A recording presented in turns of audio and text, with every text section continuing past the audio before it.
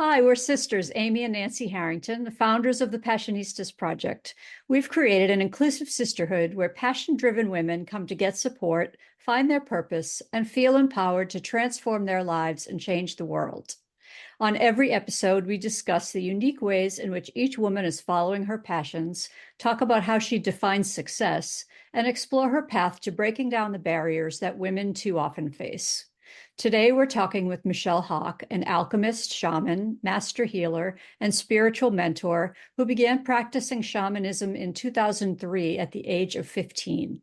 A naturally gifted psychic and intuitive channel, Michelle's work with alchemy, shamanic energies, and multiple certifications as a master healer allow her to offer the deepest level of transformational work.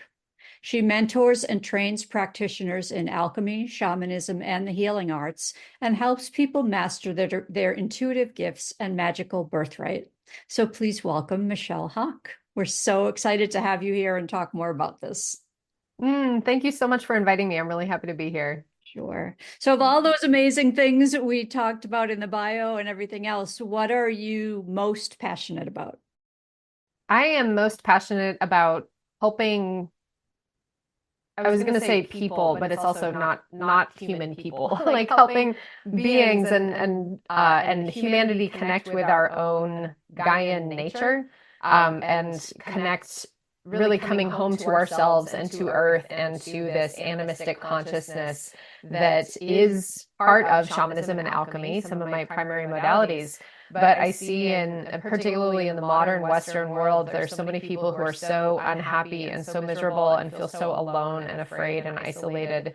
And I see the remedy for that really as anchoring into the birthright that is our connection to all of life everywhere, and coming home to the earth, putting our hands on the earth, feeling the aliveness in the plants and the animals and the rain and the sunlight.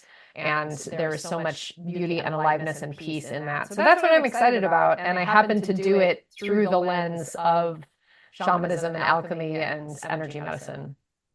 When you were a kid, were you in tune with nature and were those things important to you? Oh yeah, I was definitely a young magical kiddo animist, as I feel like most children are. And so I'll define animism here in case anybody's not familiar with that term.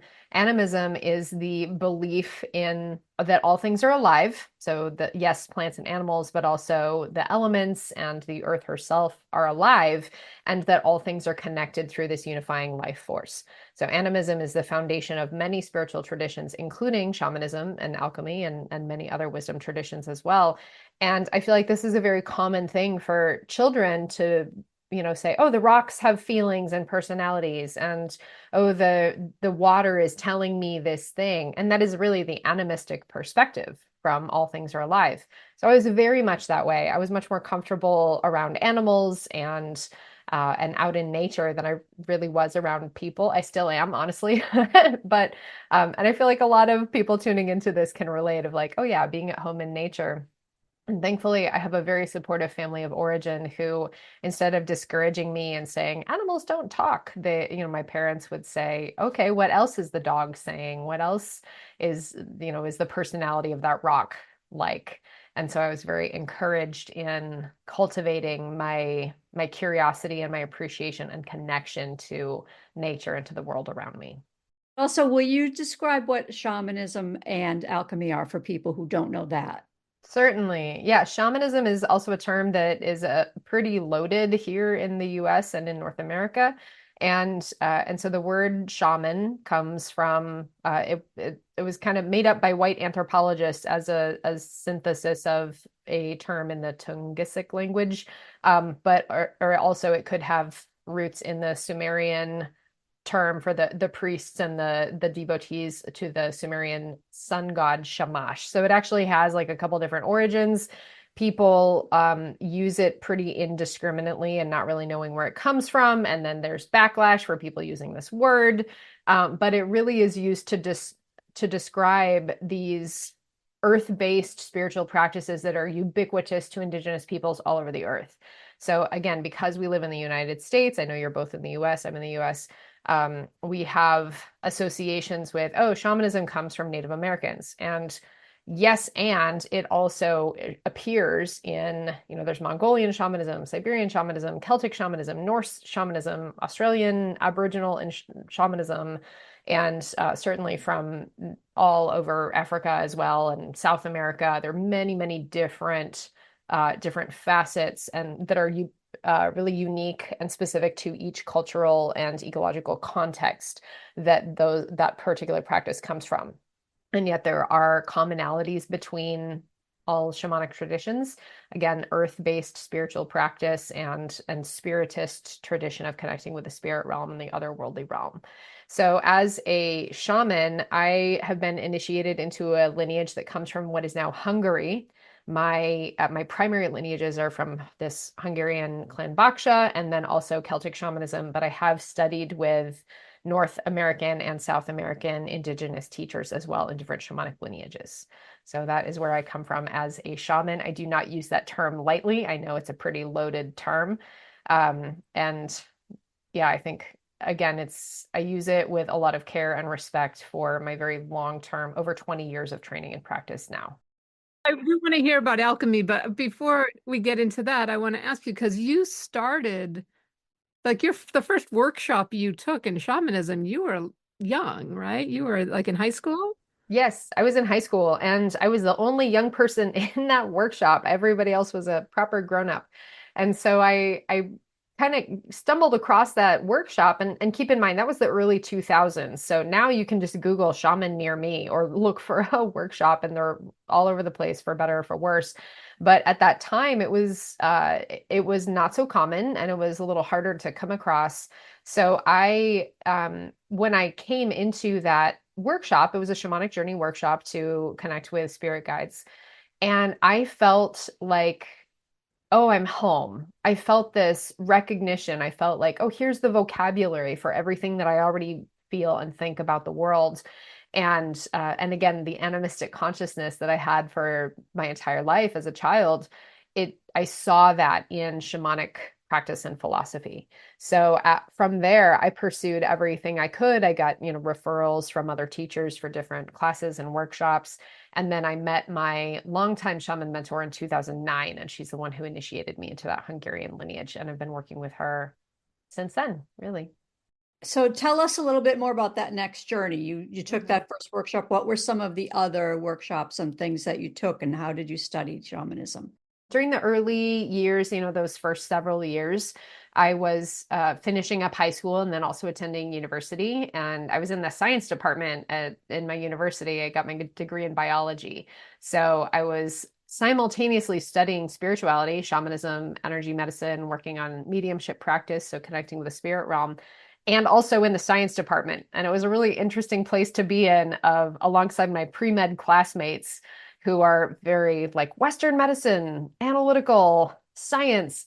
And I love science. I did my undergrad research in hummingbird foraging behavior. So I love data. I love asking questions. I love, this intellectual investigation. And I also love spirit. I love intuitive investigation of truth. I love asking the philosophical questions. And I still see both spirituality and science as two sides of investigating the same universal truths about what is life, what are we, who are we, why are we here? And they're really just two different systems of investigating those same questions. I think they're both important. And ideally, of course, they both have their own dogmas, they have their own pitfalls, but they also have their own virtues and ways that they can inform and support each other.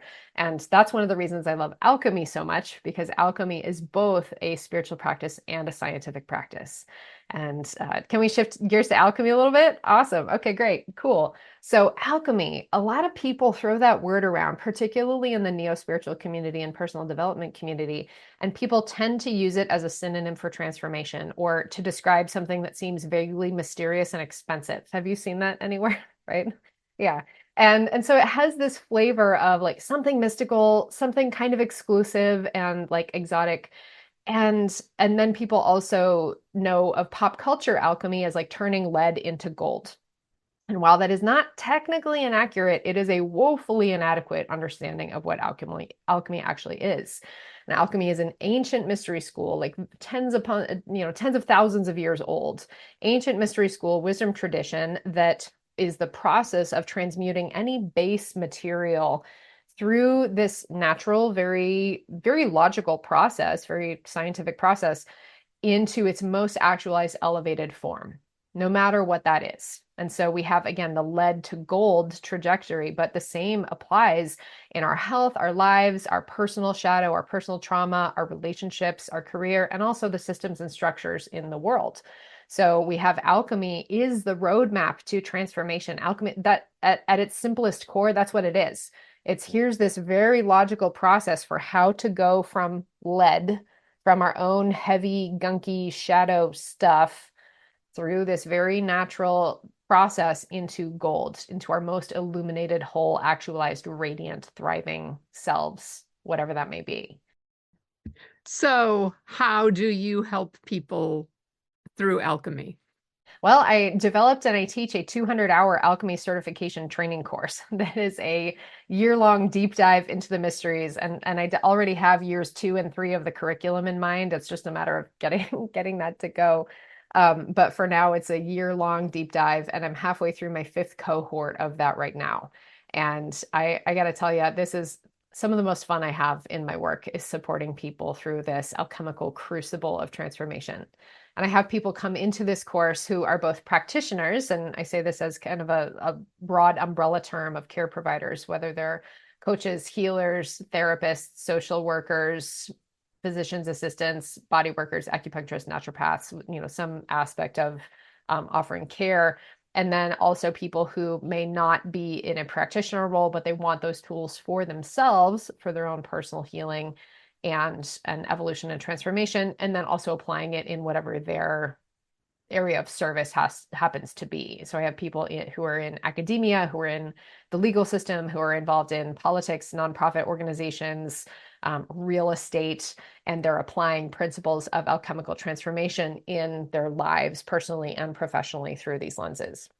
And that's one of the things that is so wonderful about alchemy is that it is based in universal truth and universal law, so it is universally applicable.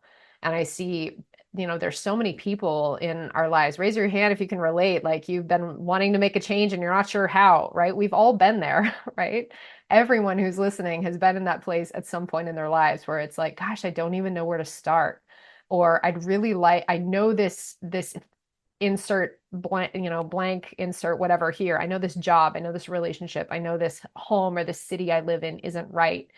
And I know I need to change, and I am so afraid because I don't know what's on the other side of letting go of that. And alchemy is the roadmap to how to move through that process, how to collaborate with the forces of change, how to call in these very powerful spiritual forces, and how to organize our own consciousness, our minds, our hearts, our energy, and our choices in such a way as to move through this, this very very orderly process with as much collaboration as possible, rather than feeling like you're being dragged behind the car that somebody else is driving, because we've all been there too, right? And I like to tell my students, choose change before change chooses you.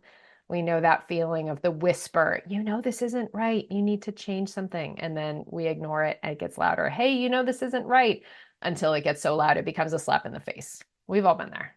And does the change have to be the abandonment of something, or can the change be kind of a leveling up of something? You know what I mean? Opening yourself up to transforming the experience into something greater than maybe you originally envisioned it to be. Any transformation actually involves both of those parts, because even in the way that you're describing as an up level or stepping into something new, something does have to die. Some part of ourselves, of that old identity structure, does actually have to be let go. So even in the shiny, imagine, like, let's pick a pretty common rite of passage initiation of, like, somebody's graduating from school, or you purchase a home. I don't know about in this economy, less and less so, or you get married, or whatever one might see as a positive shift. There's still some version of your old self that dies through these positive shifts. And it's not anything that is bad or wrong. It's simply a natural part of the transformation. And so the process of alchemy teaches us, again, what those stages are. There's 7 stages of alchemy, and there's a very logical way that we move through them, and how to embrace them and how to make sure that we work with them fully so that we don't have old stuck energy that we're still hanging on to from a past version of ourselves or an old identity that isn't serving us anymore. So then we can fully step into these new, more thriving versions of ourselves. So what are the nuts and bolts of it? Like if someone works with you, what does a session look like? Well, I very rarely offer just one-off sessions. Usually it's in the form of longer term mentorship, because these are deep dive mysteries. As I mentioned, the alchemy course that I developed is a 200-hour certification training, so it's a year long. And I know that that's not for everybody. So I do have other options for how people can step in to work with me, whether it's a one-on-one mentorship, whether you're tuning into some of the smaller course series that I offer. So for all of you who are curious about this, please do check out my website. It's my name, michellehawk.com. That's Michelle with 2 L's, hawk like the bird.com. And I have a free guide to the stages of alchemy also on my website that you can download if you'd like to learn more and figure out where you might be stuck in the cycle of transformation or blocked in the cycle of transformation, and then how to apply alchemy to move through that. So again, I have this deep dive course that is really, I have practitioners take that. I have people who are not practitioners take that. And it is so powerful. Like through this course, I have watched people go through massive transformation in their lives. And sometimes it's I'll be totally honest here. Sometimes it's the transformation that people were actually signing up for. Sometimes it's not. Because here's the thing is when we invite in and when we step into these very powerful crucibles, we might get confronted with things that perhaps we've been holding on to and we knew weren't right. And then when we invite in transformation, it might feel a little bit challenging. But ultimately we do trust. And I've been through those initiations myself. I wrote an article not all that long ago about how my worst breakup was an alchemical initiation. And I'm able to kind of laugh about it now, but at the time it was savage. It was really, really hard. But I learned so much from that. And working with alchemy really helped me to move through that process in a good way and then to learn those lessons very well. So hopefully I never do that again. This is how transformation works. That's all it is. And when I look at the world and I look at right now, we're recording this the week after the election, and there's always shit going on in the world, right? But people are always upset about something, but we're in this process where a lot of people are in pain and afraid, and a lot of people are saying, okay, how can I personally devote myself to changing the world? How can I support people? How can I support the environment? How can I work through my own ancestral karmic healing? How can I work with my lineages? How can I live in my soul aligned service in the world? A lot of people are asking those questions. And alchemy is really, again, it's that process of how do we move from this base material to this elevated form, personally, collectively, planetarily. And so this is the tool that I want everybody to have. That was like, if I could have one thing that I would give everyone, it would be, here's how this works. So I'm going to give you some very fancy esoteric words, and you don't have to remember them because I have that guide on my website. So you can write them down if you want to, or if you're like, how do you spell that? Then just go download the guide from my website. And that guide also goes into a little bit more detail about, again, how to figure out where you are in this cycle, identifying blockages in places where people commonly get stuck, and then giving you practices to do for each stage. So if you're listening to this and you identify, oh, I'm in this stage, then go download the guide and it'll say, okay, now here's the practices to do for that stage. So here's your overview into the stages of alchemy and how this will help us change the world for the better. So alchemy is divided into 3 phases: death, purification, and rebirth. And yes, it starts with death. So Amy, you asked that question about, okay, well, is transformation just about letting something go, or can it be about growing into something new? And it's always going to be both, because we have to let go of something first. We let go of either the old version of ourselves or some shadow thing. We move through this process of purification, and then there is this rebirth process. So it's always going to include both of those pieces. And yes, it starts with death. So a lot of people, when I ask them, how do you think transformation works? Or how, if you want to transform your life, how would you start? They usually say something about, oh, I think about where I want to go, and maybe I'll make a list of my habits or my structures and what I want, and I'll make a vision board. And that has a place in alchemy, but it's not first. That comes like about halfway through. So where we begin is in the stage called calcination. Now, this means to take down to the bone. Like you look at the root of the word calcination, it's like calcium or calcify. So this means this is the loss and death of physical structures. This is stuff burning down. This is going through a breakup, losing a loved one, losing your job, quitting your job, moving to a new place, selling your house, going through a health crisis. Even cleaning out your closet is a calcination type activity because you're getting rid of stuff that either doesn't fit your body or doesn't fit your identity or your style anymore. So you're getting rid of things. Again, the loss of physical structures. And this is, again, people can be nervous to enter into this because we are naturally wired to be afraid or resistant to losing things or losing people. But you know what?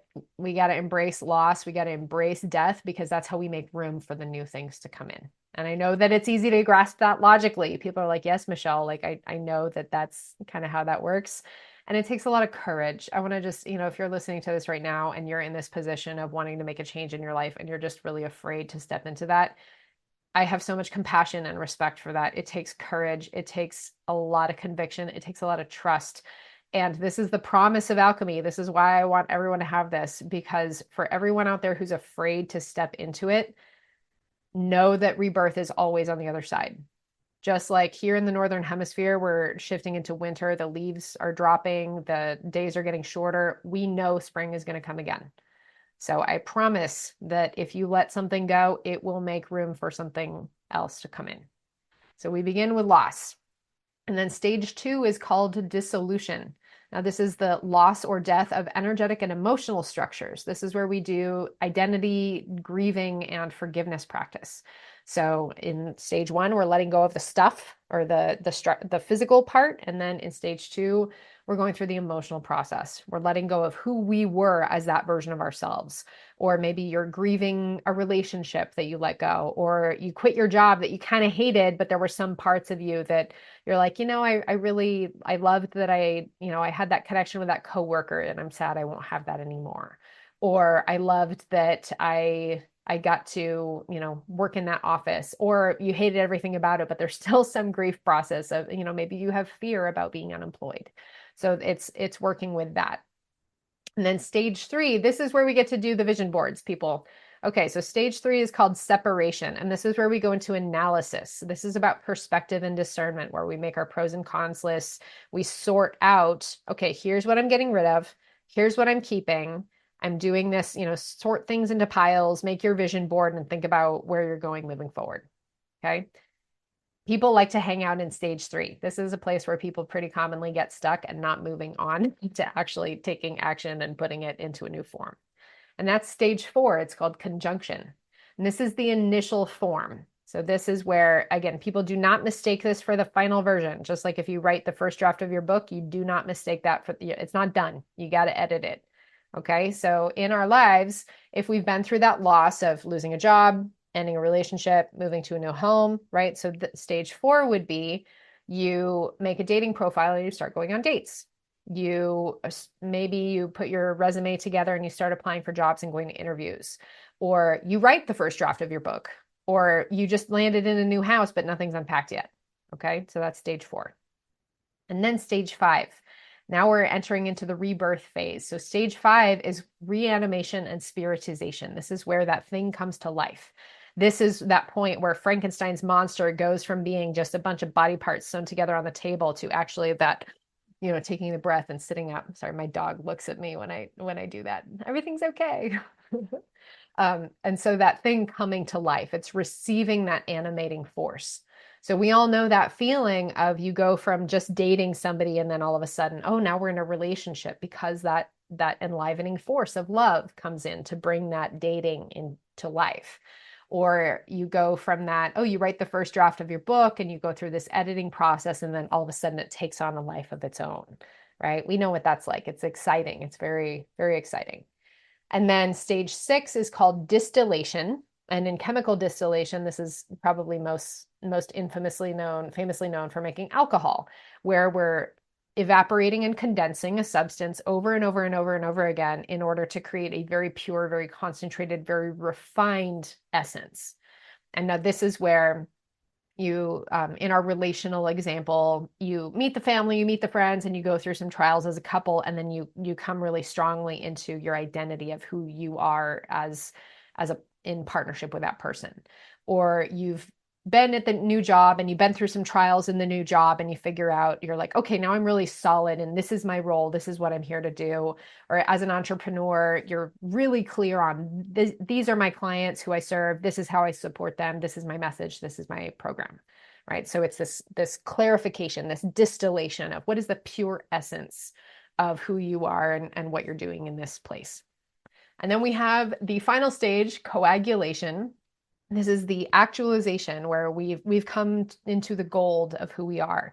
We've become the philosopher's stone, which is an alchemical principle that is said to be able, if the philosopher's stone is the product of alchemy, said to be able to transform any metal into gold and to create the elixir of life. And I look at this as we do not transform in a vacuum. We do not transform alone. The alchemist, by going through this process of transformation and actualization, inherently must transform the world around them, their families, their lives, their communities. And so when we say the philosopher's stone transforms any metal into gold, it's saying, okay, here as the radiant expression of who I am, I can inspire transformation in others. I can offer the benefits of this healing and these mysteries and these initiations that I've been through to support other people and support the world in coming into its most radiant expression and creating that elixir of immortality. We know that the cycle of alchemy keeps going. So we get to move through this cycle of death and rebirth over and over and over again throughout our lives, just like the seasons move through this pretty continuous cycle so far in the millennia of Earth of winter, spring, summer, fall, over and over and over again. And that is the nature of immortality, of surrendering to this process of death and rebirth over and over and over again to come ever more into that radiant expression, the gold of ourselves. Now, I know I just described the process of alchemy as a very linear, logical progression, and it certainly is. It's very logical and sensical, but it is actually possible to be present in more than one stage of alchemy at the same time. For example, in one area of your life, say your career is going really well, and you're like, I'm rock solid, I know who I am, I know what I'm doing. You're in your fully actualized radiance in your career. But maybe your home life or your relationship is going through some challenges. So you're in dissolution in your partnership. And knowing that and knowing the stages of alchemy helps you to allocate your attention and your energy in the best way in those areas where it's most needed. And it's also possible, again, I talked about it as this linear trajectory. And this is also how I present it to my students in that 200-hour course. We move through the stages in a very linear way. We spend about 7 weeks in each stage, but that's not actually how we'll experience alchemy in our lives. We can be in a stage of alchemy for a short time or for a very long time, depending, or it's also possible to kind of loop through a few stages and then move on and then go back to the beginning.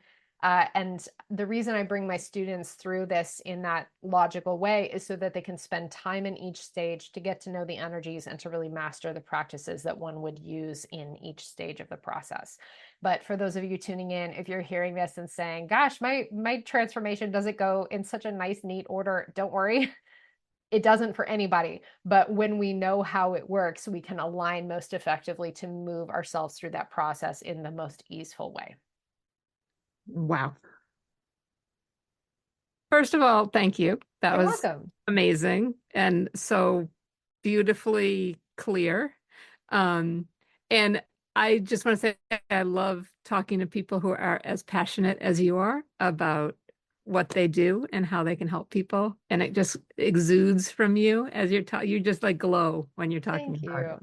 I So love it. I love it so much. Honestly, it's so exciting to me. And you know, you're right. This is a passion of mine. And this is something that I would be doing and studying and participating in, even if I weren't sharing it with other people. But I want everyone to have this.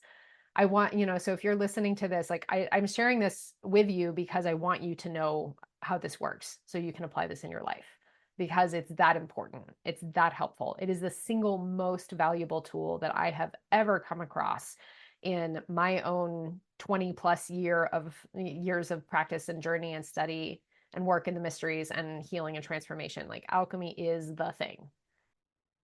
Wow. So you were saying people listening figure out kind of where they connect to where they are in that journey. So in your practice of working, like I'm assuming one-on-one with people, can somebody in any stage of that process come and work with you? Yes. Yeah. So my one-on-one work is completely independent of the alchemy course. So if someone wants to come study and work in this course that I've created, you need to come into the cohort, and that's it's moving through curriculum, and it includes retreats and also one-on-one with me, but it's curriculum based because you're going through this course. But if somebody is like, yeah, Michelle, I need help now. Like, yeah, come talk to me, book a session. Well, and yes, no matter where you are in this journey of transformation, if it's the right fit for me to help you, I got you covered. And that my one-on-one work is drawing not only from my tools and practices of alchemy, but also my shamanic training as well, and my many different certifications. My list of certifications is like pages long. It's super long. And so I'm a multi-lineage practitioner, and I'm bringing all the best tools of everything I've ever studied to support my people. It's one thing to practice something yourself, and it's another thing to start a practice that welcomes other people and instructs other people. So Mm-hmm. what was it in you that made you decide that you wanted to share this talent you have with other people and help them through their transformations? I never wanted to be a teacher. So I've been through many different iterations in my practice and my business. I started my business I actually never wanted to be an entrepreneur. It's not like I sat around thinking like, gosh, how can I share this in the world? How can I make money doing this? How can I help people? I mean, I was asking, how can I help people? But I started my business in 2009 because I was already practicing shamanism, energy healing, mediumship, and people kept asking me to do sessions for them. So my mom said, Michelle, you can set up an LLC and you can set up and my mom's an entrepreneur, so she was already in this world. And she was like, you can, have an official way to take people's money for doing this thing that you're doing anyway, because people are asking you to do this and you like doing it. So I was like, okay, sure, maybe I'll do that. So I was like, all right, I'll do this, but I don't really ever want to be in a position of like doing more of this. But people kept asking me, hey, Michelle, can you do this for me? Can you do a session for my friend? Can you do a session for my dog? Can you teach me how to do what you're doing? And I was like, gosh, I really don't want to teach people. Okay, fine. I had people kept asking me, oh, okay, fine. But but it was always a like, okay, fine, I'll do that, but I don't want to do this next thing. But then people would ask me to do that next thing. And so then I just ended up continuing to follow where people were asking me to go. And so as a result, my practice grew and I got referrals and I had people showing up my classes. I made classes by request and then people came. And then eventually I realized like, wow, okay, this is a thing that people want, and it's a thing that I really enjoy, and I can just get over myself about my resistances about it and step into my own growth edges. Now also I've been an entrepreneur for 15 years now. And now here we are talking on camera. I've got, my whole setup situation. And I used to be so uncomfortable speaking in front of people. I used to be so like literally shaking to either be on camera or be in front of a group of people and ask people to go through an exercise. And it was very challenging for me to step into that. But I did because I recognized here are these passions that I have. It was all rooted in my own passion. It was rooted in my love and my care for what I was doing, my love for these practices, my love for shamanic work, my love for the mysteries. And I recognized, oh, people are hungry for that. People are really deeply hungry to feel connected to something bigger than themselves. People are hungry to connect with the earth. People are hungry for transformation that feels aligned and healthy. People are hungry and desperate for the kind of presence that comes from devoting oneself to these practices. So yes, I want them to have that. I want them to have these tools. So it was really just getting out of my own way and my own discomfort of being in that teacher role to be able to surrender and share this with the people who really want it. And now I'm much more comfortable being on camera. I'm very comfortable now being in front of groups of people, but this isn't really ever where I wanted to be. I never wanted to be in, on a platform in the spotlight. I only ever wanted to be out in the forest with my dog. And I still do that, but now in sharing this and in, developing this curriculum and developing all these healing modalities and sharing this work as widely as I am, it's because I love life and I want to support life. I want to support people who want to love their lives. I want to support the world and the earth because I love the earth, and I feel that heart-centeredness and that higher service beckoning people all over the world, and I love that, and I want to support that. That's why I'm here, and that's why I stepped into my practice. You mentioned something in the middle of all that I want to go back to, which is this isn't just about humans. You also work with animals. So tell us about your work doing readings for animals, because I think that's fascinating. Oh, absolutely. Yeah, that's how I began my practice actually, is in animal communication and healing work. So I again, as a magical kiddo who loves nature, I never had any interest in working with humans at all. And so I started my business again primarily for animals. So I still do that by request only. I don't or actually, I mean, I do have a separate website for that, and I don't really advertise it. It's really just by referral. So, I mean, but people, if you're tuning into this and listening in, like, sure, you can contact me and I'll send you to my animal website. But the majority of the work I do now is with people. But with animals, we have these beautiful, beautiful animals that live in our homes and that we love so much. They have their own life path and purpose. They have their own healing journey. They have their own thoughts and feelings and desires and their own soul evolution. And I have so much respect for the non-human experience of being in this earth, and I am very committed to supporting my non-human relations and supporting my human relations who love them. So that's the animal part of what I do. Can I ask how that works? Because I too am fascinated by that. Sure. I mean, it works just the same as any other intuitive practice. All intuitive practices, mediumship practices, and psychic work is related, and it's tuning into the same kind of thing. Generally, people have a little stronger connection to one area than another. So, for example, like I'm really great at working with animals.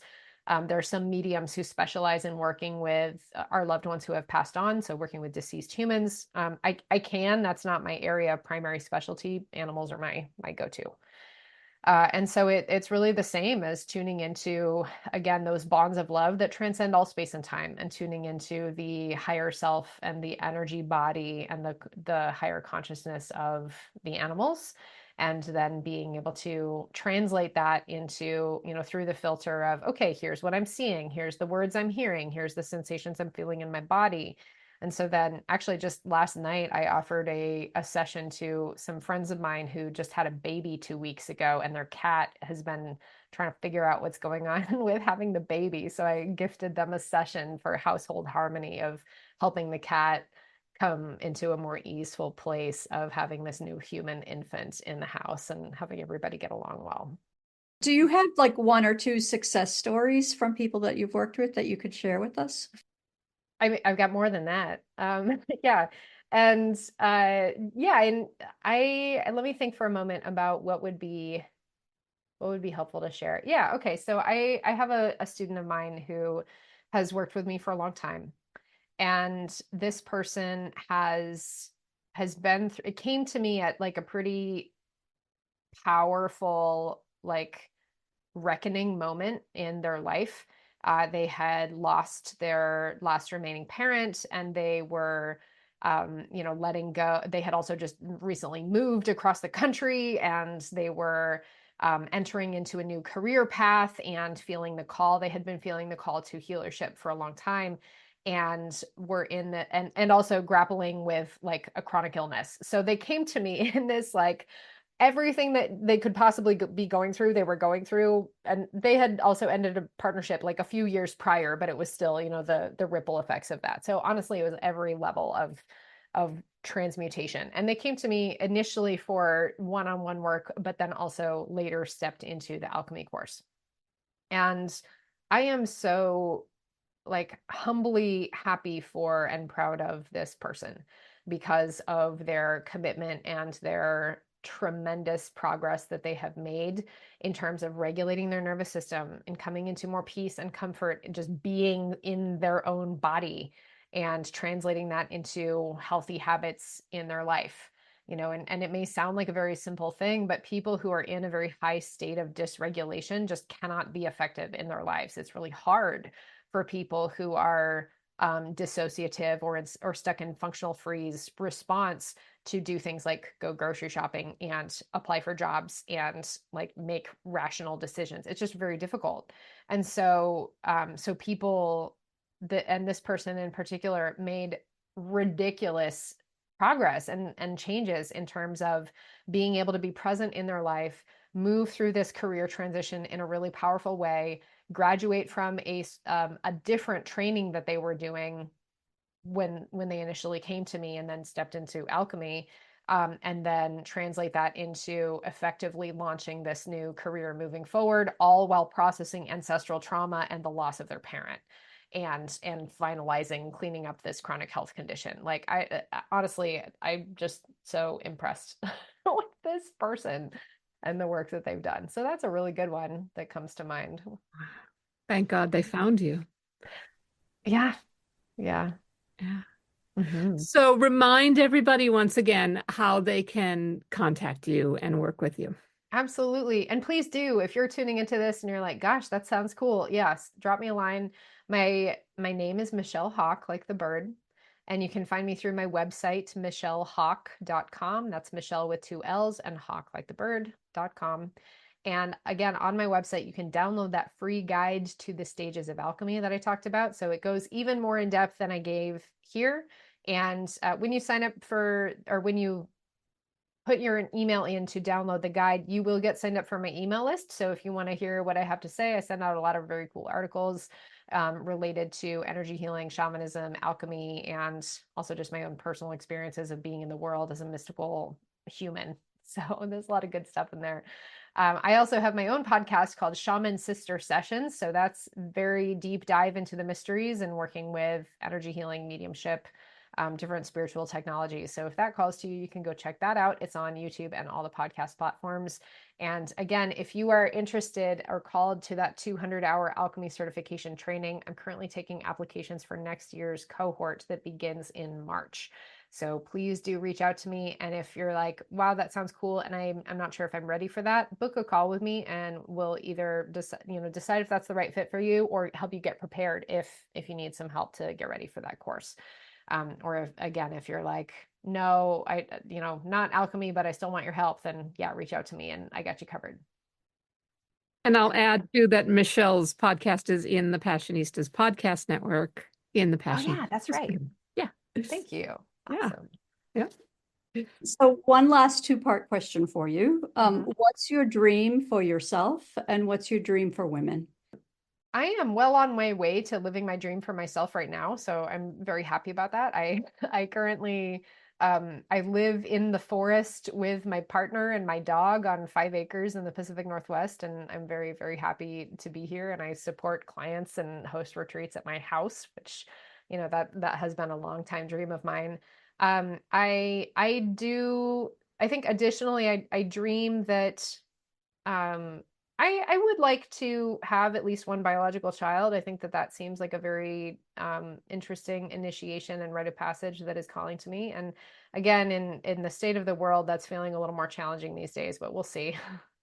Let's see. I think I would like to get more fluent in Portuguese than I already am. and to expand my musicianship practices. Those are my dreams. I'm already living really like a lot of my dream life, and so it's more like refinement from here, which is, I'm so lucky to say that. And my dream for women is letting ourselves consistently, or like every single day, be as powerful and expansive as we are. And my dream for all women is that they come home to their own power in their bodies, their hearts, their minds, their spirits, the like fierce compassion of being women, and coming home to earth, coming home to our generative power that we get to live in, and connecting in with that, and then coming together in our generative power and supporting each other from that place of, it's almost like this like fierce compassion. That is how I feel toward my fellow women, and my wish and my dream for women is this fierce compassion and this like unfuck with ability that comes from deep love. I love that. Love, love, love that. Well, we cannot thank you enough for being with us today. This has been fascinating, and we're sure the sisterhood will eat it up. So thank you so much. Thank you so much for inviting me to be here. This was a lot of fun. I really enjoyed our conversation. And yes, I hope that you all who are tuning in find this valuable. Please do reach out to me. I'd love to know what you think of this episode. And Amy and Nancy, thank you. This was such a joy to be here and share my passion with you all. Thanks for listening to the Passionistas Project. Since we're not only business partners, but best friends and real-life sisters, we know how unique and truly special our situation is. We know so many solopreneurs, activists, women seeking their purpose, and more who are out there doing it all on their own. They often tell us they wish they had what we have. So we've created a space for them and you to join our sisterhood, where trust, acceptance, and support are the cornerstones of our community. By joining, you become part of our family. We'll give you all of our sis tips on building meaningful relationships through the power of sisterhood, and all the tools you need to thrive in 3 key areas: business growth, personal development, and social impact. You'll learn from our panel of power passionistas who are experts on topics like transformational leadership, letting go of perfectionism, the power of community, and so much more. You can connect with like-minded women and gender non-conforming, non-binary people who share your values and goals in chat spaces, at online Passionistas pajama parties, and virtual and in-person meetups. And you can register for our exclusive series of online courses designed to help you tap into your intuition, find your purpose, bring your mission to fruition, and integrate diversity, equity, inclusion in every aspect of your plan. Be sure to visit thepassionistasproject.com to sign up for our free membership to join our worldwide sisterhood of passion-driven women who come to get support, find their purpose, and feel empowered to transform their lives and change the world. We'll be back next week with another Passionista who's defining success on her own terms and breaking down the barriers for herself and women everywhere. Until then, stay passionate.